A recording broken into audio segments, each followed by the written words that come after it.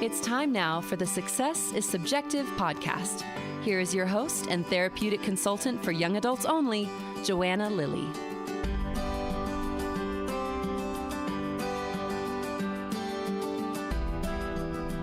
Hi, and welcome to the show. If you're new here, I'm glad to have you. This podcast was formed to collectively build a bank of stories from normal people sharing their nonlinear paths. Unfortunately, social media paints a narrow picture of what success looks like, so I'm doing my best to spread the news that changing course is common, and you don't have to know what you want to do the rest of your life at 18. If you're a parent worried about your young adult and whether their path is leading them to success, you're in the right place. I'm a therapeutic consultant who works with young adults to connect them with resources that'll help them get back on a better path. So if you're curious, let's chat. You can schedule a free consultation through my website, which you can find the link for in the show notes. Today, my guest is Cam Sherman. Cam, with the acronym CMHCA behind his name, means he's a certified mental health counselor. He leads NeuroDev Raleigh, helping neurodivergent students achieve fulfilling lives through a blend of clinical understanding and experiential mentoring. His dedication to human development, backed by a sound clinical understanding, empowers students to build independence and strong social connections. Cam values team collaboration and personal growth, balancing his professional life with family and a love for cycling in his new North Carolina home. I really enjoyed this conversation with Cam, so I am going to wrap this up. Let's get right to it. Here's Cam. All right, Cam, I'm excited to have you on the podcast. Thanks for being here. Yeah, thanks, Joanna.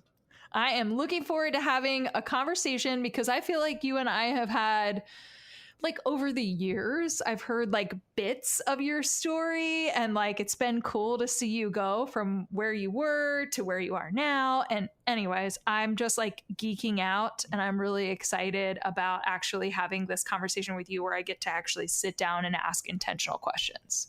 Yeah, great. All right, let's do it. So tell the listeners, where did you actually grow up? And then what was the messaging that you were getting about what you were supposed to do after high school? Okay, yeah. So I grew up in a city called Ogden in Utah. Ogden is a good place to be from, as in you got out, right?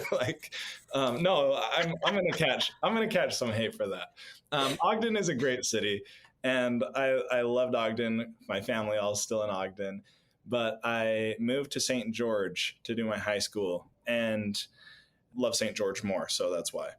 But as far as messaging, what I was hearing about what was the right thing to do after high school was college. 100% college. Go to college. In fact, go to more college.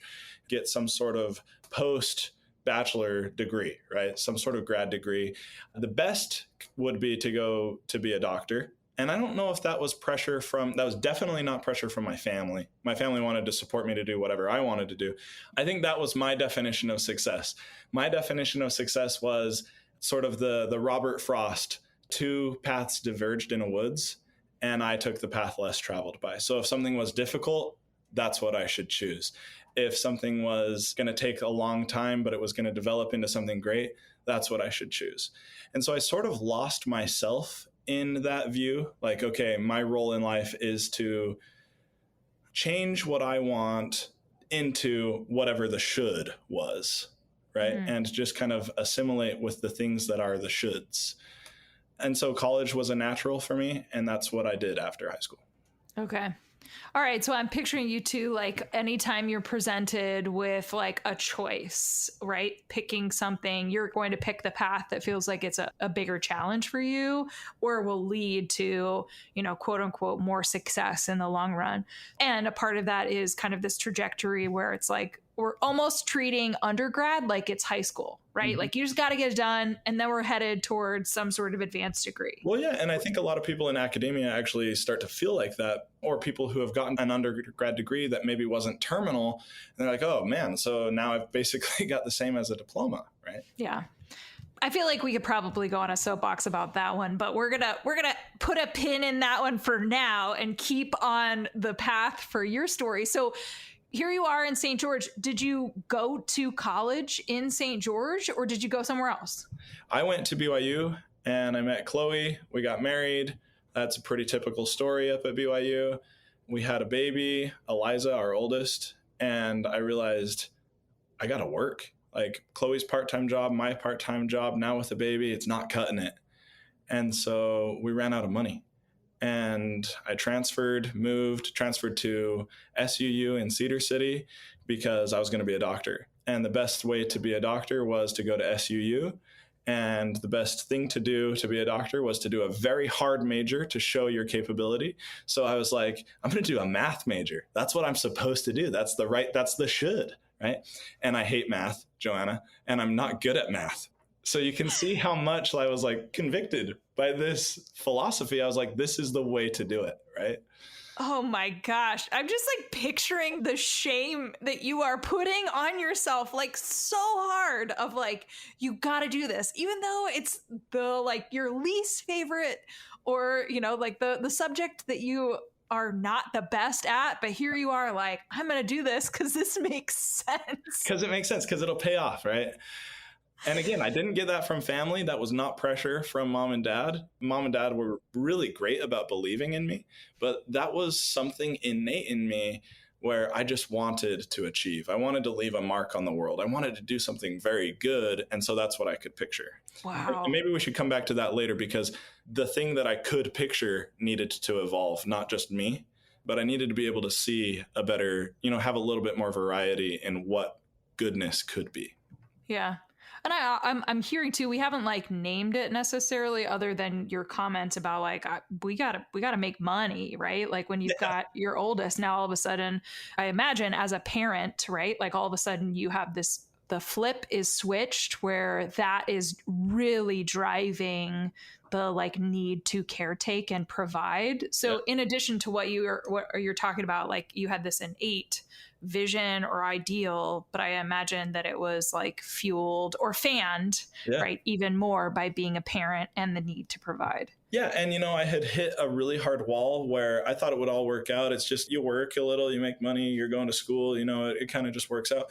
I hit a really hard wall when we totally ran all the way out of money and I didn't have enough. And I was like, but now I have a kid and what do I do? Yeah. So something primitive in me was ignited and I turned into like this work mode, right? I got to work. And so that became the high priority. School had to take a back seat, but then I still felt like I should be endlessly capable to do really great in school, enough to go to med school, and do really great in work, enough to pay for my family, and not do student debt because that would get in the way of some future goal, right? I'd have to pay that off. And so that was a challenge. I can only imagine like how creative you had to be to do all of those things, provide and not be in debt, and also pursuing a path while being a present parent. I mean, like, I'm over here, like my jaw's kind of hitting the floor. Like, I don't know how you did it. And I didn't do it well. And that's the thing, is this would be a really cool story if I said, so I got it all together and it all worked out, I didn't do it well. My grades suffered. I was very poor. We were so poor. I was working 5 part-time jobs at the same time to try to work enough and still have room in my schedule so I could finish my degree. And I was so stressed. And I got to the point where I felt like my life was just in service to the demands of what I should be doing. And honestly, and I'm really grateful for this, I just broke. I think that my life would be in a very different place if I had somehow been able to withstand the pressures and not broken. And I'm in a better place, I think, because of having broken, because I had to take a look at the world differently. Wow. And around the same time, a movie, Yes Man, came out. Right? You know where this is going? And I didn't even see it, but my friends were talking about it or whatever.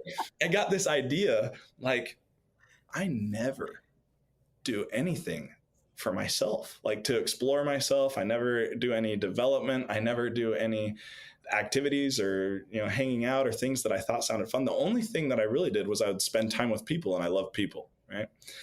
And so I thought, okay, what if I have to say yes to new opportunities that come up, even though I normally say no? I just focus on this vacillation between doing what the right thing is, school, powering forward, focusing on work, kind of just doing the grind, and then crashing. My needs matter a lot. I'm really struggling. And then coming back to, I'll try harder, right? And try harder was always like the thing to do to resolve the problem. And so I had a friend say, you want to go rock climbing sometime? And me, I was like, no, I do not want to go rock climbing. I am not into rock climbing. I think that sounds like a waste of time. I think it's dangerous. It's for people who live on the edge. But I had set this goal, right? And so I was like, yeah, let's go rock climbing. And it was probably the first time when I had really put an interest of mine first. And that's maybe not fair to say because I'm human. I'm always putting myself first too. But it was the first time I intentionally was like, I'm going to carve out space for the thing that I want. And I did it. I started to get pretty good at it. I started to get into it. I got all the gear, was working on it. And it opened up like a whole perspective of if my needs are met and if I have a little bit more balance, I have more in the tank to be able to reach the goals that I want. Yeah. All because somebody asked you if you wanted to go rock climbing. Yeah. So everybody, the solution is just go rock climbing, right? That's it. All right. We can end the podcast right here. Like I could never interview anybody ever again. It could literally be just go rock climbing. Yeah. And so I started looking at that pretty seriously. Like maybe I'll get really good at this. I want to push myself, the goal driven me again. I ended up taking some friends out, wanted to show off how cool it was. I could climb really well. And I fell all the way to the ground. I decked and I broke my back. And so that was the end of rock climbing. Oh my God. That was a plot twist that I did not see coming. So the solution is don't go rock climbing, right? God damn. Oh my gosh. Now you've got a broken back. Yeah. Mm-hmm. Holy cow. Okay. So where does this story go from here? It goes to, I started working for Jason at NeuroDev, which is where I work now. The logo is right here on my chest. And I was perplexed and intrigued. I went into the field of mental health, decided, okay, being a doctor is not right for me, had worked for doctors, didn't really love the idea of doing that all day long. Plus, why am I going to put myself through all of this if I don't love what I'm doing all day, right? For the prestige, for the glory, probably not worth it. Let's pursue something that's maybe more of my interest. So I got into mental health, and mental health was, I'm going to help people fix their problems because I really have this thing that I need to fix with myself, which is, am I good enough? Am I not good enough, right? Am I a success? And so I went into mental health and I met Jason and I thought, man, he's doing it wrong, which is hilarious because he's brilliant. And that just goes to show my perspective was pretty narrow. And I thought we ought to be trying to focus more on the fixing. And he was focusing way more on the experience and the development and the perspective. So long story short, changing my mindset from how do I fix, control, take over myself, master myself, to how do I develop, enjoy life, have experiences, the rock climbing of life, the saying yes to things. That was an eye-opener. And that sort of led me into the next step of like, maybe there's more to it than just being a success. Well, I'm sitting here picturing too, like a lot of any NeuroDev affiliated young adult. I imagine that you are leading a lot of your curiosity and connection with them, not specifically going into the rock climbing piece, but like the rock climbing right? Mm-hmm. Like what is something that's going to light this young adult up, that's going to allow them the opportunity to not just say yes, but also like follow the path that will fill them up. So if they're like really hyper fixed on this idea of being a doctor, how can we kind of just broaden your lens a little bit? And so I think because of your own experiences, like you're describing, shifting from how you perceived Jason and the work that he was doing compared to how you were kind of seeing it, it has allowed you to hone in on the work that you're doing now with the young adults. Oh, totally. And we see it all the time. The narrow focus, Jason's big philosophy, which I have come to just love, is belong to become. And I had that backwards. And I think most of our students have that backwards, where it's become to belong.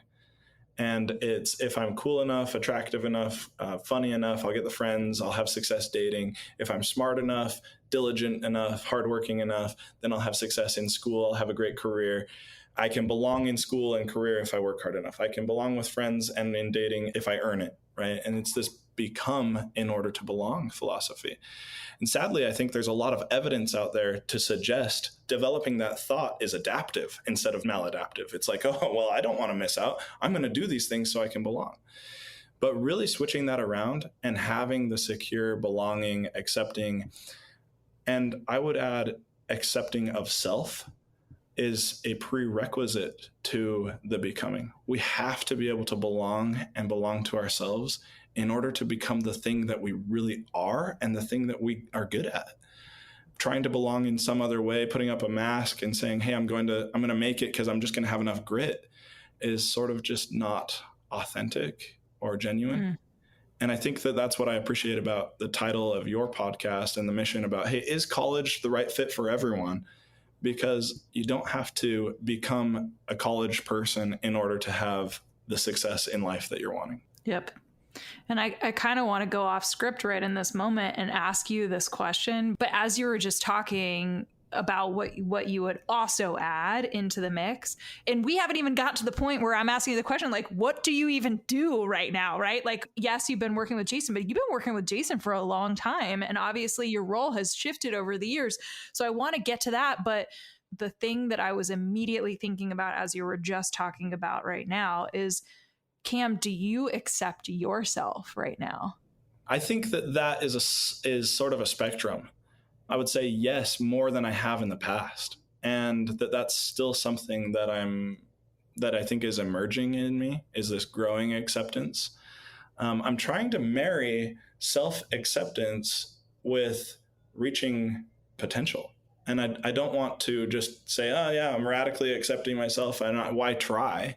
But I also want to say, hey, like, I can push myself a little, but also enjoy it and not hate myself because of the process. The process itself is valuable. Whereas before I thought only the goal matters. Now I think the process and the goal matter. Yeah. Okay, I like that answer. Thank you for humoring me and allowing me to ask that question right at the moment. Yeah. So rewinding a little bit, I failed out of school twice. I dropped out twice in college before getting the gumption to say, this is what I want to do. I want to finish. I finished. I went on and I got a master's degree. That was much easier because it was what I wanted instead of what I felt like I had to. And I became a therapist. I also had an opportunity to come out to Raleigh, North Carolina, open up a new location for NeuroDev and head it up as the executive director. And I think to myself, would I have been prepared to do that if I did everything as I should and everything right? I think totally no, because I learned way more in kind of the refining process of changing what I saw success as than if I had just been able to just plow through on my goals. Yeah. And I'm just thinking, even again, going back to the Robert Frost poem and image of the divergence, right? Of like NeuroDev diverging, right? It was just St. George forever. And for you to say, all right, I will lead this new path, even with the foundation that is NeuroDev and like knowing what to expect. I mean, Raleigh is a completely different cultural experience than St. George or Ogden, just Utah in general. Like, I've noticed there are differences. So maybe this will be the call to action. If anybody wants like an off-script conversation, just like, all right, Cam, what are the top 3 differences like from your lived experience of like being in St. George versus being in Raleigh? Reach out to him. We'll make sure contact information is in the show notes. Yep. So now you have, I mean, you're a therapist. You're also in an executive director role. I'm going to ask you this question because, of course, I ask all of my guests, having heard the path, right? And a lot of the internalized pressures, assumptions, like the ideologies that led you to kind of the path that you were on. Do you see yourself as successful? Oh, yeah. Yeah, I think I totally see myself as successful. And again, it's not because of any type of arrival. It's so tempting. I think it's so natural just for human beings to just want to arrive, to feel like, oh, I've made it. But I think that that's actually sort of mostly a lie. It's sort of like a mirage on the horizon. Like, oh, if I could just get to that point, I'll make it. I think I see myself as successful because of a quote that I heard a long, long time ago that says, the best definition of success is anxiously pursuing a worthy ideal. And maybe even anxiously isn't the right word. I think he actually used actively pursuing a worthy ideal. So I am in pursuit. I'm doing it with intentionality. I think it's something really good. That feels really successful to me. I love that. Thank you for sharing that quote too. I'm going to look that up after this interview. All right. So on the tail end, now that we've kind of heard your path, how you define success, and knowing that you work with a lot of young adults and their parents, I'm going to kind of put this on you and let you can determine who you want this to be directed towards. But I always think it's helpful, when we're working, and especially because you work with young adults, I do too. Obviously, the premise of this podcast is kind of targeting that emerging adult population. And the majority of the audience are parents of young adults. Is there anything that maybe you feel like would be important to share? Sometimes I feel like the idea of advice, quote unquote, is loaded, right? Some people are not always open to advice, but if you could impart some different information, maybe that you haven't already directly shared in this interview so far. And again, this can be targeted towards parents, or it could be even a young adult that might be listening. What else would you say? I think early me, young college me, thought that minimizing failures and maximizing wins was the definition of success. And I think that that is so unfair and ignores opportunities, circumstances, and just the humanness of ups and downs. So now present day me, and if we did this again in a few years, I'd probably have new perspectives, right? But now present day me thinks that the failures and the rough patches that I went through, the dropping out of school, the who even am I, the questions I had, the refinement, I think that is some of the most successful stuff, because that's the time when I really got to discover who I am, what do I want, and what do I want life to be like. And I said this before, if I had just plugged forward, I think I ultimately would have ended up pretty unhappy. And so I'm not happy now because I'm the executive director. I think it's fun and it's nice because I get to be on podcasts like this, and it's like, hey, this is both personal and for my job. Like that works, right? So I'm doing things that I enjoy, and that feels successful. But I'm so committed to development. I'm so committed to this idea that, well, think of it like this. 2 acorns looked up at an oak tree, right? I say this all the time. And one of them says, I'm not okay. I'm not enough. That thing is huge. How could I ever measure up? Right. And the other one says, this is amazing. Look what I'm about to become. The only difference is time. And so the advice that I would give is trying to have more control over your life experience doesn't always mean a better life experience. Having the ability to flex and go with life and maximize the moments and experience, the development that comes from being your best self in all of the places is much better than trying to have some sort of archetype for how life should be and then just forcing yourself into that role. Yeah. Pain points for sure. Totally. And there's no way to know forever. I've wanted to know, where will I end up in my career? How will it be? Wouldn't it be nice to know the end from the beginning? But if I had that, maybe I'd get bored. And I think, doing it day by day is much more exciting because I feel like it's more artistic. Instead of having like this logarithmic sort of plan, it's much more organic and flexible and kind of fun. Yeah. I feel like you and I would really enjoy doing like an art class together. The thing is, though, it would have to be abstract. I can't make anything look like it's supposed to look, but I like the abstract. Art is open to interpretation, Cam. Come on. Yeah. Oh. All right, we're going to end on a personal note. So after all of this, and I really appreciate you kind of sharing that last little bit. And also, I've never heard that acorn story. So also, just like you're educating me, which I am grateful for. Thank you. You're also a dad. You've got more than one kid now, but this is the ending on a personal note.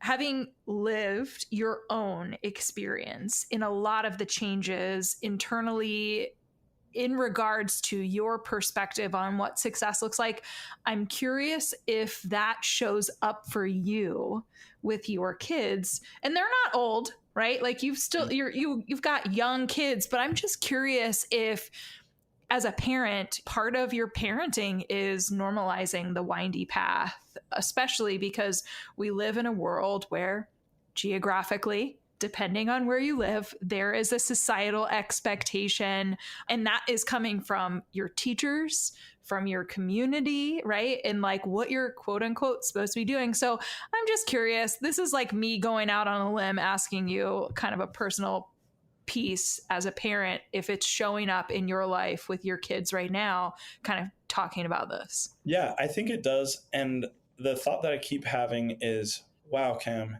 you're putting a lot less pressure on your kids than you put on yourself growing up. And I think I want to do that intentionally because I think that was a source of some of my pain, some of my frustrations. And so I don't want them to have to, but I also want them to have the grit and the gumption to do hard things. I want them to be able to rise to the challenges that they have. So rather than taking a perspective of pressure, I think I have a lot more patience with life is a much better teacher than I'll ever be as a dad. So one, they're probably just going to learn it if I can support them and be with them. Two, the thing that I can do to help is do it with them. Like, oh yeah, let's go have new experiences together. Let's get into a hard thing together. My daughters are doing end of grade testing today and stressed about it. You know, I'm not even stressed about it. I'm not worried about if they get good grades. What I am worried about is, are you doing hard work? Are you trying? Are you leaning into the challenge instead of leaning out of the challenge? If anything, the way that it's shown up in my parenting, I would say, is more process oriented rather than outcome oriented. I figured as much, but I just had to ask. Yeah. Okay. That just feels like extra tender to me hearing you say that. I can only imagine how lucky your kids are to have you as a parent because of that mindset shift and how you've applied that to your parenting. Yeah. And it's a work in progress. You know, if I were sitting here saying, oh yeah, I do this all the time and I'm totally perfect at it, that would just be lying. But it is important to have in the back of my head, like, hey, no, this is important. Think about their experience in the moment and how they are growing and developing because of their experiences, not because the goal matters. Yeah. Cool. All right. Process, not the outcome. Cam, thank you for being a guest on the podcast. I'm finally glad that I was able to rope you in to do this. I appreciate you as a human and admiring the work that you do professionally. And so I know that there are people listening to this. They're really going to resonate with your story. And so call to action for anybody that's, whether or not you're curious about the difference between Utah or Raleigh, if you just want to connect with Cam in general to learn about NeuroDev or anything in that regard, his contact information will be in the show notes. Please reach out. And thank you again, Cam, for being a guest. Yeah, thanks so much, Joanna. Great talking with you as always. That's it for this week's Success is Subjective episode. We want to thank our guest for joining Joanna on the show this week and for being willing to share your journey. This podcast would not exist if it weren't for people such as yourself. Stay tuned for our next episode, where you can bet it'll be another amazing human sharing their personal story with the world. Make sure you check out the show notes, where you will find contact information, website details, and all social media for our guest. If you're interested in being a guest on the podcast, you can email joanna@lilleyconsulting.com. Be sure to check out the lilleyconsulting.com website for additional resources outside of podcasting. Now, if you're listening to the show on Apple Podcasts, please subscribe. And while you're at it, feel free to leave a review. You can also download to listen to the Success is Subjective podcast on other popular podcast apps, such as Audible, Google Podcast, iHeartRadio, Spotify, Stitcher, and TuneIn Radio. Thanks again for listening in, and remember, there is no single path through life. Success is what you make it.